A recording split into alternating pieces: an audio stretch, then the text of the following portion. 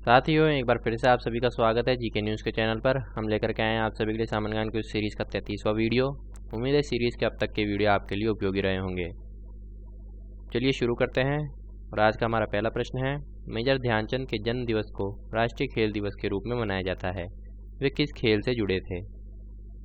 इसके ऑप्शन हैं cricket, hockey, football, kabaddi. इसका सही जवाब है ब, हॉकी।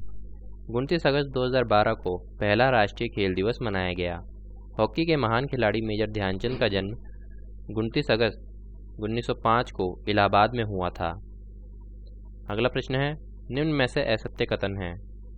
इसके ऑप्शंस हैं हिंदी प्रचार प्रसार एवं हिंदी प्रशिक्षण के क्षेत्र में उल्लेखनीय कार्य के लिए गंगा शरण सिंह पुरस्कार प्रदान किया जाता है। ब, हिंदी पत्रकारिता तथा रचनात्मक साहित्य के क्षेत्र में उल्लेखनीय कार्य के लिए गणेश शंकर विद्यार्थी पुरस्कार प्रदान किया जाता है।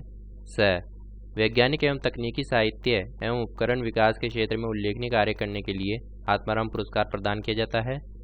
द, हिंदी में खोज और अनुसंधान करने तथा यात्रा विवरण आदि के लिए सुब्रमण्यम भारती पुरस्कार प्रदान किया जाता है।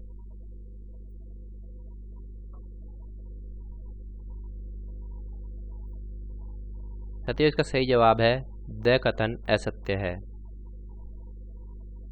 अगला प्रश्न है, विदेशों में हिंदी के प्रचार प्रसार में उल्लेखनीय कार्य करने के लिए विदेशी हिंदी विद्वानों को कौन सा पुरस्कार प्रदान किया जाता है?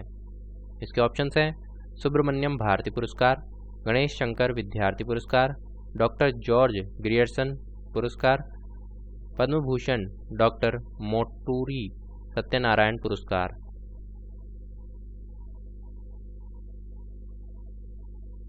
इसका सही जवाब है स, डॉक्टर जॉर्ज ग्रियर्सन पुरस्कार। साथियों, डॉक्टर जॉर्ज ग्रियर्सन पुरस्कार केंद्रीय हिंदी संस्थान द्वारा जॉर्ज ग्रियर्सन की स्मृति में प्रदान किया जाता है। डॉक्टर जॉर्ज ने भारत की भाषाओं और बोलियों का विस्तार से वर्णन प्रस्तुत किया था। यह पुरस्कार 1994 में शुरू किया गया था। यह पुरस्कार किसी जाने माने विदेशी व्यक्ति को उसकी उल्लेखनीय हिंदी सेवाओं के लिए प्रदान किया जाता है। प्रतिवर्ष एक व्यक्ति को इस पुरस्कार के लिए चुना जाता है। अगला प्रश्न है, हिंदी के विकास से संबंधित सृजनात्मक क्षेत्र में उल्लेखनीय सेवाओं के लिए प्रदान किया जाता है। इसके ऑप्शंस हैं सुब्रमण्यम भारती पुरस्कार, गणेश शंकर विद्यार्थी पुरस्कार, डॉक्टर जॉर्ज ग्रियर्सन पुरस्कार, गणेश शंकर विद्यार्थी पुरस्कार।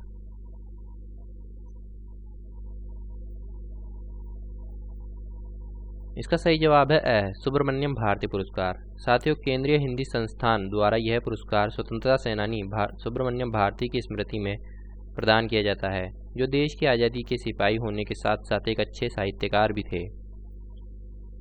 अगला प्रश्न है, हिंदी में खोज और अनुसंधान करने तथा यात्रा विवरण आदि के लिए भारत सरकार कौन सा पुरस्कार प्रदान करती है? इसके ऑप्शन है आत्माराम पुरस्कार, महापंडित राहुल सांकृत्यायन पुरस्कार, गणेश शंकर विद्यार्थी पुरस्कार, गंगा शरण सिंह पुरस्कार।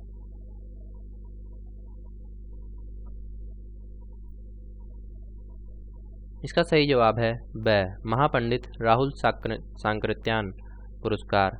साथियों, केंद्रीय हिंदी संस्थान द्वारा इस पुरस्कार की शुरुआत सन 1993 से की गई। यह पुरस्कार यात्रा वृत्तांत और विश्व दर्शन आदि के क्षेत्र में बहुमूल्य योगदान देने वाले और ख्याति प्राप्त राहुल सांकृत्यायन की स्मृति में प्रदान किया जाता है। यह पुरस्कार हिंदी में खोज और अनुसंधान करने तथा यात्रा विवरण विधा आदि के लिए दिया जाता है। प्रतिवर्ष 2 लोगों को इस पुरस्कार के लिए चुना जाता है। अगला प्रश्न है, भारतीय मूल के विद्वानों को विदेशों में हिंदी के प्रचार प्रसार में उल्लेखनीय कार्य के लिए भारत सरकार कौन से पुरस्कार से सम्मानित करती है? इसके ऑप्शन है पद्म भूषण डॉक्टर मोटूरी सत्यनारायण पुरस्कार, डॉक्टर जॉर्ज ग्रियर्सन पुरस्कार, सुब्रमण्यम भारती पुरस्कार, महापंडित राहुल सांकृत्यायन पुरस्कार।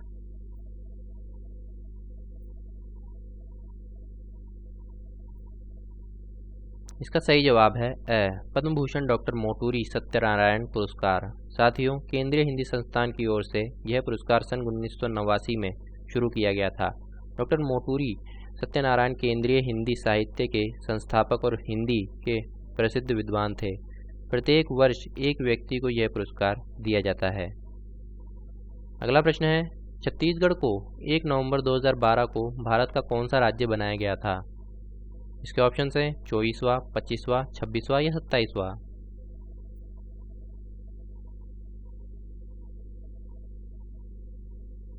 इसका सही जवाब है स 26वां। साथियों, वर्तमान में देश में 28 राज्य और 8 केंद्र शासित प्रदेश हैं।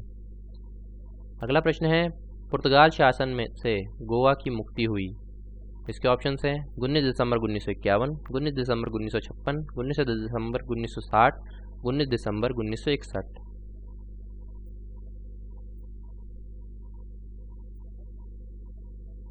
इसका सही जवाब है द 19 दिसंबर 1961। साथियों, गोवा को 450 वर्ष के पुर्तगाली शासन से मुक्ति दिलाने के लिए भारतीय सेना ने ऑपरेशन विजय चलाया था। अगला प्रश्न है, 1 मई 1960 को मुंबई राज्य के विभाजन के बाद किस राज्य का निर्माण हुआ। इसके ऑप्शंस हैं गुजरात, कर्नाटक, छत्तीसगढ़, आंध्र प्रदेश।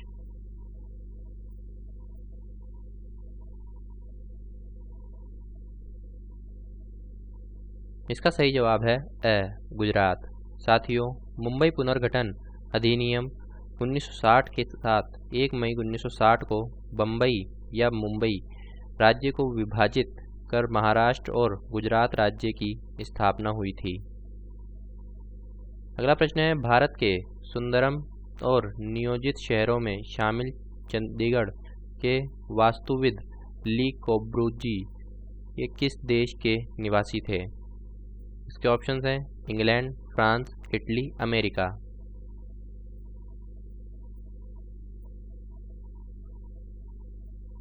इसका सही जवाब है ब फ्रांस।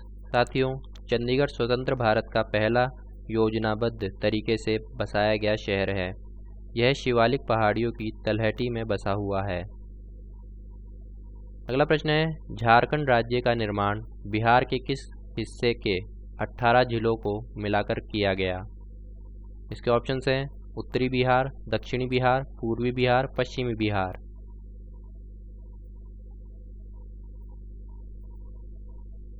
इसका सही जवाब है ब दक्षिणी बिहार। साथियों, आदिवासी महानायक भगवान बिरसा मुंडा के जन्म दिवस 15 नवंबर 2000 को बिहार के दक्षिणी हिस्से को विभाजित कर झारखंड प्रदेश का गठन किया गया। अगला प्रश्न है, भारत संविधान में विभिन्न देशों से उनकी प्रणालियों और प्रावधानों को शामिल किया गया है। निम्न में से असत्य है। इसके ऑप्शंस हैं ब्रिटेन संसदीय प्रणाली, फ्रांस गणतंत्र, आयरलैंड राज्य के नीति निदेशक तत्व, मूल कर्तव्य, स्विट्जरलैंड।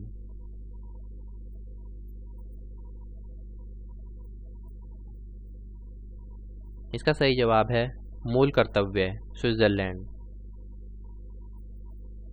अगला प्रश्न है, भारतीय संविधान की किस अनुसूची के तहत पंचायती राज व्यवस्था को संवैधानिक दर्जा प्रदान किया गया है।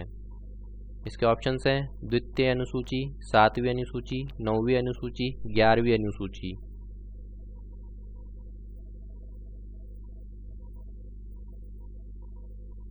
इसका सही जवाब है द 11वीं अनुसूची। साथियों, भारतीय संविधान की 11वीं अनुसूची को सन 1992 में 73वें संविधान संशोधन अधिनियम के द्वारा जोड़ा गया था। इस अनुसूची में 29 विषय शामिल हैं। इस अनुसूची में ग्रामीण विकास, पंचायती राज, गरीबी उन्मूलन, बाजार, सड़क और पेयजल जैसे आवश्यक विषय शामिल हैं। अगला प्रश्न है, संविधान सभा द्वारा मान्यता प्राप्त 22 भाषाएं किस अनुसूची के तहत आती हैं।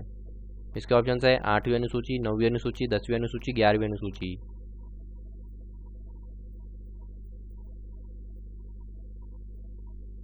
इसका सही जवाब है 8वीं अनुसूची। साथियों, शुरुआत में 8वीं अनुसूची में 14 भाषाएं थी। बाद में 2 बार इसमें अन्य भाषाएं जोड़ी गई। वर्तमान में 8वीं अनुसूची की कुल भाषाएं 22 हैं। अभी देश की कुछ अन्य भाषाओं को इसमें जोड़ने की मांग निरंतर की जा रही है। अगला प्रश्न है, मौर्य सम्राट अशोक ने जिस कलिंग राज्य पर विजय पाई थी वह स्थित था। इसके ऑप्शंस हैं महाराष्ट्र, ओडिशा, पश्चिम बंगाल, छत्तीसगढ़।